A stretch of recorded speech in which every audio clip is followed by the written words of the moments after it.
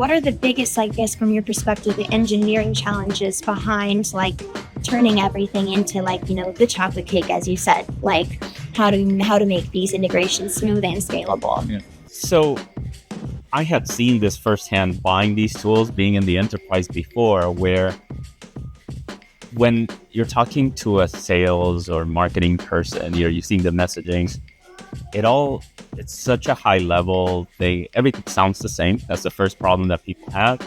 And the second thing is you're sold a dream. You're sold like, if you get my tool, all your problems are going to go away.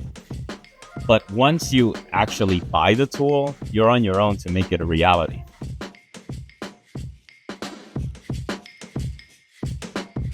Hey everyone, welcome to Tycoon Talks. We're so excited to be recording here live at Coalesce in Las Vegas.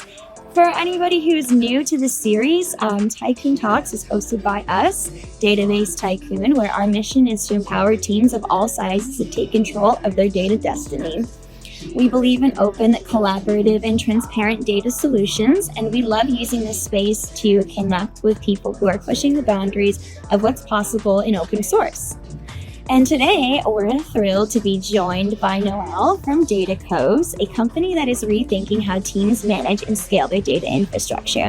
They've built a platform that brings together dbt, Airflow, and a modern development environment into one streamlined experience.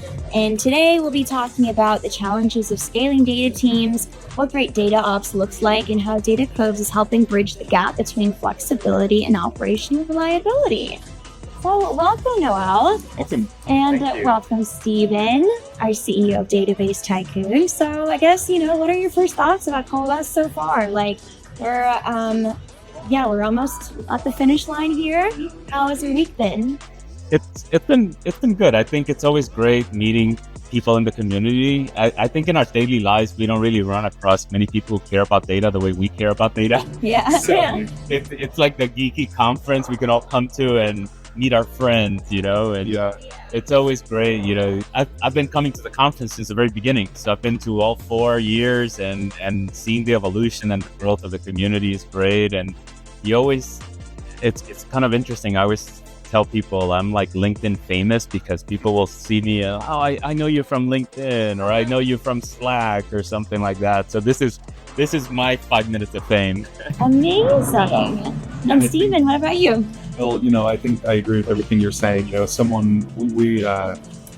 the keynote today, somebody said, this is what happens when you get all the data folks out of the basement. Oh, yeah. I think there's some truth to that. Like, we are all very, we may be introverted sometimes, but I think we all, have this common ground that we share, and we just love to talk about data. We love to talk about tools, and that's what this week is all about. So it's always a pleasure to be here, and hopefully I'll be LinkedIn famous one day too. He's already getting there. So now let's pivot into kind of like, the depth of our conversation here today. So, Noel, this question is for you. What problem or gap did you observe in the data tooling world that ultimately led you to Datacoves? So I had worked in large enterprise before, and I saw there were a couple of problems at the time, which is actually what drove to the modern data stack, where you would have a single solution, a single vendor.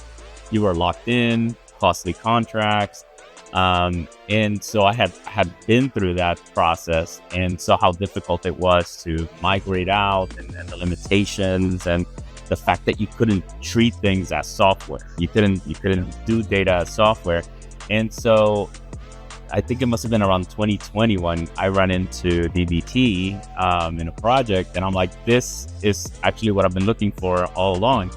And I really liked, to me, dbt was a great tool, but it was also about the ecosystem, about the community. It was a lot more than just dbt itself. And what I saw was like, there's a lot of great stuff out there, but you need somebody to put it all back together.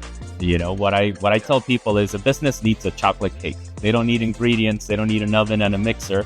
It all needs to come together in a nice flow to deliver quality. And so back in 2021, we were working with some companies, helping them set up CI/CD and some of these processes. And I just saw how painful it was to manage the tools that an enterprise needs: Airflow for orchestration, VS Code, and they're doing things in Python and versions of DBT and all of that stuff. And so I said, the stuff exists. We just need to bring it all together. And so that was the genesis of Datacoves. It's like, let's put it all back together, but without increasing that vendor lock, because that was what we were kind of all moving away from. We wanted to make sure that, we provide Airflow, but if the user feels like we're not doing a good job, they can use somebody else's Airflow, or they could run Airflow on their own. And so that's how we started. I just want to ask, to follow up on that, Chloe mentioned, do you have DBT, Airflow? For the audience, could you tell us what other tools you use in Datacoves? Yeah, so to me, Datacoves is about flexibility. I don't think any one customer that we have is using the same complete stack as everybody else. So what we have, and most of these things are optional, is we have managed Airbyte for ingestion. We have VS Code in the browser, and that's where people are doing DBT or any number of, Airflow DAGs or DLT now for ingestion. And then we have Airflow, we have Superset, and we have Data Hub for the catalog. Awesome. So these are all the tools that we have available, but like I said, not everybody's using it. I think the one commonality across all the customers is the VS Code, DBT experience, and Airflow. But they may be using a number of ingestion tools. So that's where the process varies. Gotcha. There you go. Very useful. What else? Just follow up on that. I guess, combining all these things, what are the biggest, from your perspective, the engineering challenges behind, turning everything into, the chocolate cake, as you said, how to make these integrations smooth and scalable? Yeah. So I had seen this firsthand buying these tools, being in the enterprise before, where when you're talking to a sales or marketing person, you're seeing the messaging, it's such a high level thing. Everything sounds the same. That's the first problem that people have. And the second thing is you're sold a dream. You're sold if you get my tool, all your problems are going to go away. But once you actually buy the tool, you're on your own to make it a reality. Yeah. And so as a person who had been on that side, I remember asking some vendors, what is the best practice to do X?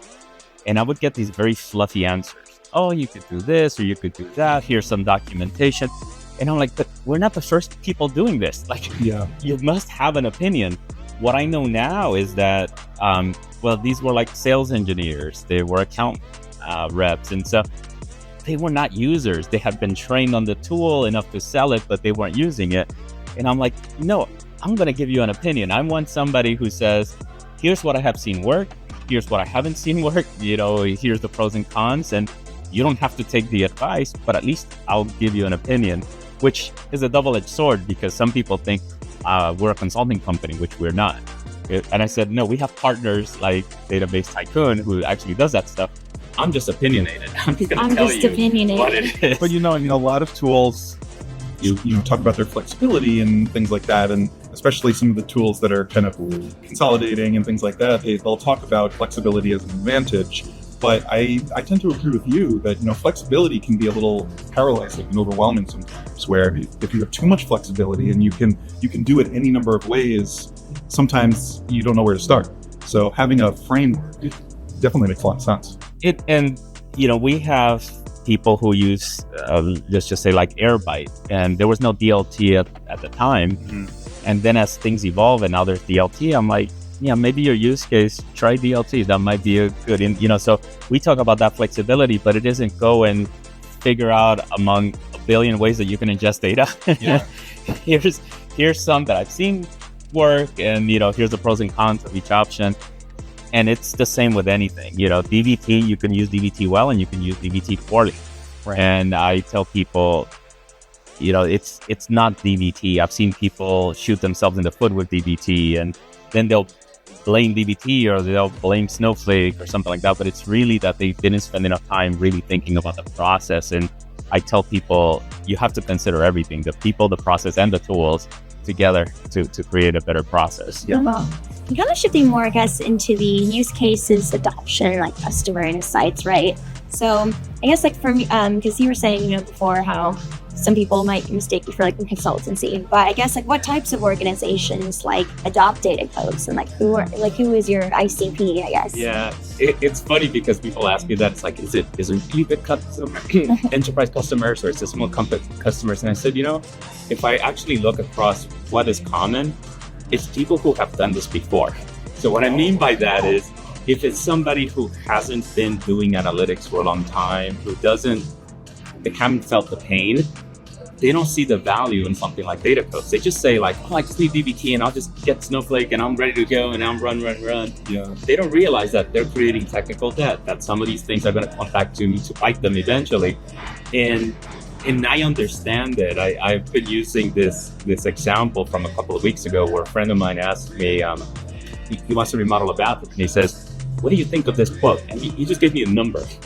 And I started asking him questions, and I'm like, you got to think about like when they open the walls, they might find rot, there's going to be something else, and how are they going to waterproof around the bathtub? And like all these things he had not even thought about. He had gone and seen a neighbor who worked with this person, and it looked pretty. And I said, the things that I'm talking about are not waterproofing around the bathtub isn't a problem today, it's a problem in 5 years. Yeah. Right? And so I know what to ask because I've been down this road. I have had remodeling done in my house, and I know what to ask for, and you kind of like get a feel for like who is giving you the real scoop and who isn't. And when I talk to people who just want to get going, they don't care about the infrastructure, they don't care about any of this stuff, they don't see the value. But if you have somebody who has gone through this, who has built their own, a lot of companies will build their own platform internally. They'll say, we'll get a DevOps team, we'll just get Airflow, we'll get this and that. And then they realize, whoa, we bit off more than we can chew. And we have had those people who have told us no, and a year later they come back and they're like, okay, now we're ready for you.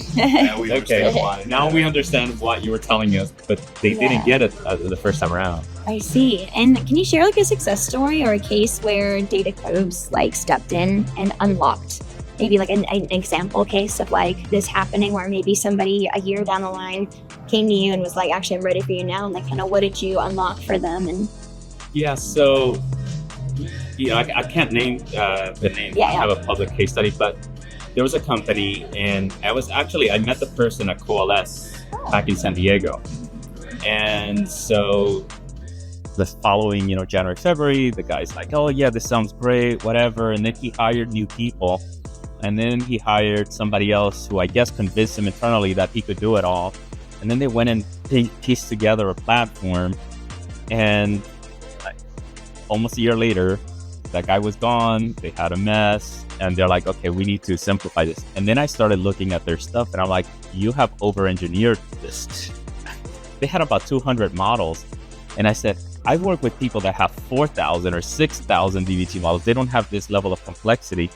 And so, it was a learning experience for them. And now that they've come to us, we've simplified it because they have one contract, they have, the opinions. Yeah. They get somebody who says like, look at this, focus on this, remove this complexity, you don't have any of that. And it was interesting to me because they have been using Airflow, but they hadn't been using Airflow well. And so now we come in and I'm like, okay, this is what you got to consider when you're doing Airflow. And so they see that value. They're seeing that it isn't just we're selling them a tool, it's we're kind of helping the team mature. So that's one type of success story. I have others where we've gone through the entire journey, but that's one where they said no initially and then they came back. Yeah.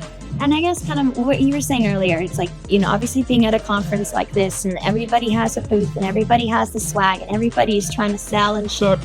And I guess from your perspective, it's like, what are your like guiding principles in terms of like, kind of being louder than the noise and like really like differentiating yourself like within the space? Again, how does that like, reflect in like your messaging and brand identity, etc.? I always look at this as like not just making a sale and walking away.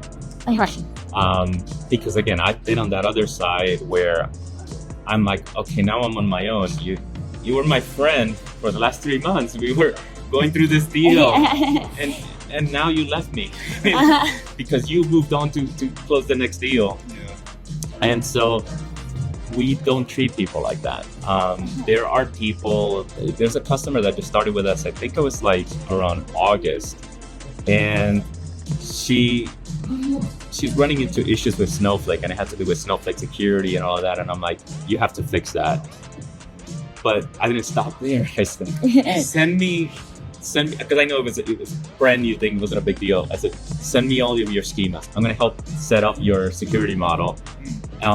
Now, it's a favor for her, but it's also a way for me to test a tool that we're trying to implement at a couple of clients. But the point is, I didn't just tell her you have a problem. I'm helping her get to a solution. Yeah. And that's not typical. And so I think that's something that people appreciate when another thing that we've been talking about, where this weekend, a private deployment at a large client, we got notifications that there were problems with their Datacoves cluster. On Saturday, one of my developers goes in, restart some things, and we think everything's good. On Sunday, it starts happening again. And I said, no, we never get notifications from this because everything, our stuff is pretty stable. You're not changing anything, it should be good. And this particular cluster, I know, never has a problem. So he goes and looks and finds out that their Postgres database was out of space. So Airflow uses a Postgres database to store metadata. So here it is on a Sunday. I know on Monday, they got to have all these things ready. And I don't have anybody's cell phone numbers. Oh. So I'm like sending things on Teams. I'm connected to some people on LinkedIn. And I'm like, if you're around and see this, go and look in Teams. A bit of a crisis happening. Yeah, exactly. You don't know this, but I know that you're going to have a problem tomorrow. And eventually this guy logs in. He says like, oh, thanks. I'm going to resize the Postgres cluster. And then he right away says, here's my phone number. In the future, if you have a problem, you can feel free. But that's how you build trust. And not only that, then the next day, so that was Sunday, they fixed it, everything is good. On Monday, we said, here's what happened. You have two environments of Airflow. One had a 40 gig database and the other one had an 80 gig database. You're not cleaning up old metadata. So you have to put in a task or a job that will clean these up, old historical metadata. So we went from detecting the problem, helping to solve the problem, and giving them a solution to be preventive. And I think that is something like they appreciate over time, that we're not just there to just, it's your problem. Yeah, absolutely. And especially, you mentioned that your main focus is not really consult managed services necessarily, but, it's really excellent that you take that extra step, even just as more of a product focused company, to really, make sure that these implementations land well.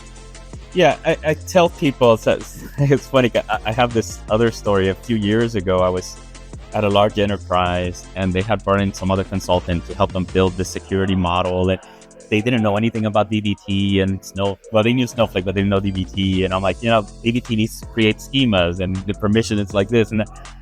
And so the sponsor had me meet with this other consultant, and he just said, talk about what needs to happen. So I told him my position, he told me his position, and then we left it there.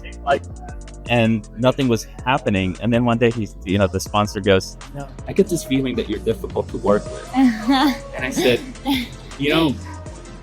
the difference between me and other people is that I actually care. So I'm telling you, we can do whatever you want.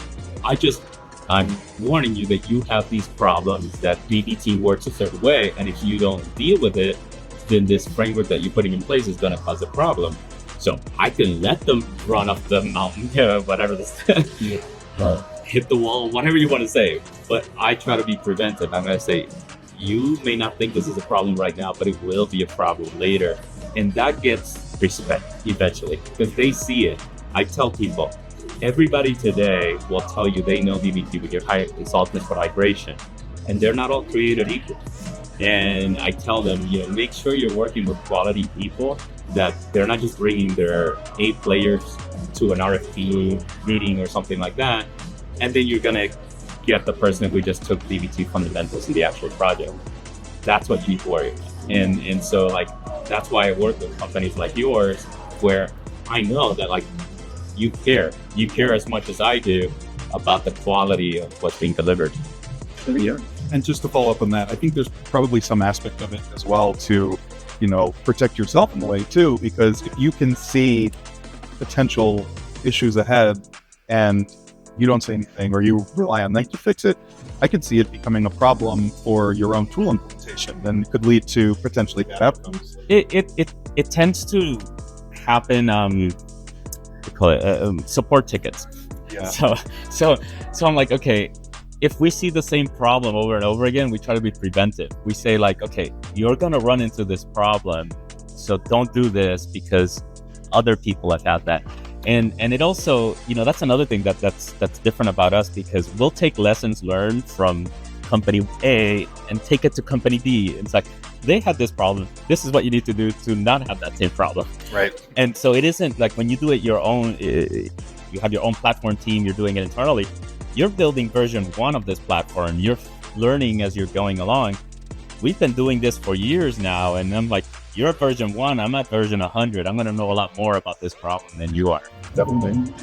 And I guess with so many new tools emerging, as you come to these conferences, as we have some major news come out, like how do you, this is for the both of you guys, like how do you guys ultimately decide, what tools to build with versus like what tools to partner with, integrate and so forth? Like I guess like what is kind of this like filter or criteria you have? There's the hype bubble and then there's reality. Yeah. So a lot of the things that I see, I just kind of sit back and wait. And I'll tell people a few years ago, there was a lot of talk. There's still a lot of talk about semantic layers, and now it's semantic layers for AI. But before it was semantic layers because you don't want to define a metric many times. And so people would talk to me about all that stuff. And I said, I agree that you may need to get to that, but there's stuff that you need to do before you get to this semantic layer. Yeah. So think about how you're going to ingest the data. Think about how, the guardrails that you're going to set for development and deployments and all of this stuff. And by the time you get to the point where you actually need a semantic layer, things may have calmed down and things have changed. And we see that today, like now metric flow. Yes, metric flow. Yeah, metric flow now open source, right? Breaking news years ago. Exactly. So that went from an open source project to a closed source project, or I don't know, source, whatever they call it, this source available, right? And now it's back to an Apache project. But you may have made a different decision all along that track. And so I say to people, don't just go by what the marketing is telling you to write yourself, because now, semantic is a great example. You have semantics inside the tools. You have, people like you who've been doing this for a long time. You have now semantic views in Snowflake. So from the buyer's point of view, you just hear a lot of noise and it all sounds the same. I have a catalog and they have a catalog and they have a catalog, but they're not the same catalog. And they don't know that, at a marketing level, at a slide level, it all looks the same. So I say, find a trusted advisor, somebody who has no skin in the game. Yeah. I'll tell you what I really feel, because I don't care at the end of the day which catalog you use. I'm just telling you the pros and cons of each. And at least educate you enough to ask the right questions. And now let's kind of, let's shift into the future a little bit here now.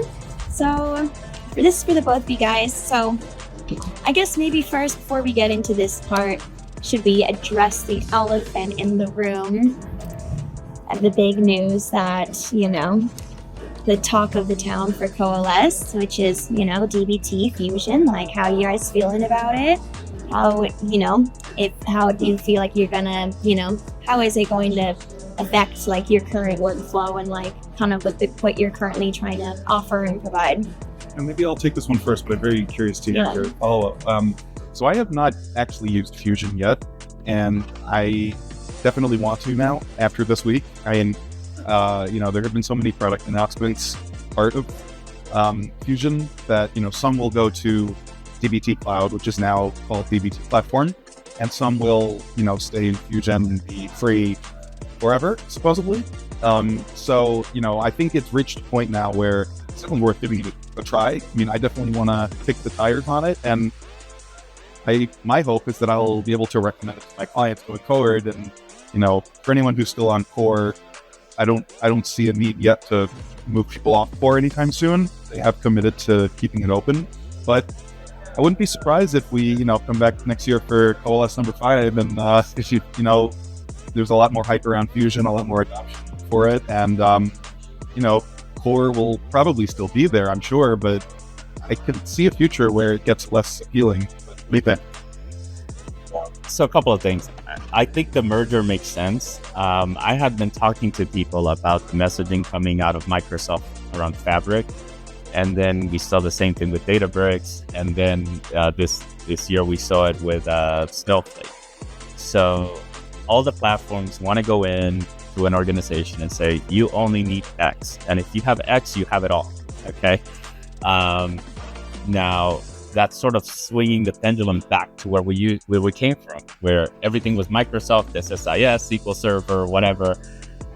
And we said, even though these tools in theory could do everything, in reality, they weren't that great at anything, and there were compromises. And that's master of none, right? I remember I used to tell people at SharePoint a long time ago that SharePoint was mediocre at many things. And so you read it and it's like, oh, we could do websites, we can do wiki, we can do file storage, we can do all this stuff. But I'm like, I don't know any production website that's run on SharePoint. You could, in theory, do it, but in reality, in practice, only internal sites are done that way. So that being said, it makes sense that Fivetran and DBT want to also have their answer to these things when you have these vendors saying, you don't need DBT. You just have it all in our platform. With regards to Fusion, if we think about, I think today we saw a number over 80,000 organizations use DBT. Yep. I would say probably over 80% of those are using DBT Core. Okay. I know working with enterprises that change is not simple. Even getting them to move from version 1.8 to 1.9 or 1.10, it is a major ordeal. The more regulated the industry, the more risk averse, the harder it is. And so those kinds of organizations, in my opinion, aren't going to be wanting to be the first adopter. They're going to wait. So I'm thinking 6 to 12 months. And then you have the next issue that, yes, you can use so people who build their own, I can't distribute it, obviously. So I have some skin in the game, obviously. But even though you can use Fusion on your own, you can't use the VS Code extension on your own. VS Code extension is limited to 15 users. I think from an enterprise point of view, these are considerations that people have to take into account. Having been around this block a while, I would suspect that someone in the community is going to create a VS Code extension that will not have those restrictions. And so then for companies who want to provide their own or create their own platform, install Fusion, then they'll have an option. Because otherwise, then the only option is DBT / Fivetran. So, like I said, with all of these kinds of things, I just sit back and I wait. Let's just see how the dust settles. But these are, the thoughts in my mind right now. Yeah. Well, the good news is they've also committed to maintaining Core. Yeah. At least that's what I tell people is there's still a lot of juice to squeeze out of this lemon. Yeah. So we have done things, if we talk about a good example is Fusion. They talked about the fact that Fusion is faster at parsing. Okay. But what if I can use Core and avoid the parsing? Okay. Then it doesn't matter that it's 30%. It's 0 if I don't have to parse the project again. That's what I focus on. Yeah. So we have done things with Airflow where we can eliminate that. And so that's a way that I can continue to use Core, but squeeze the performance and do better, with just less.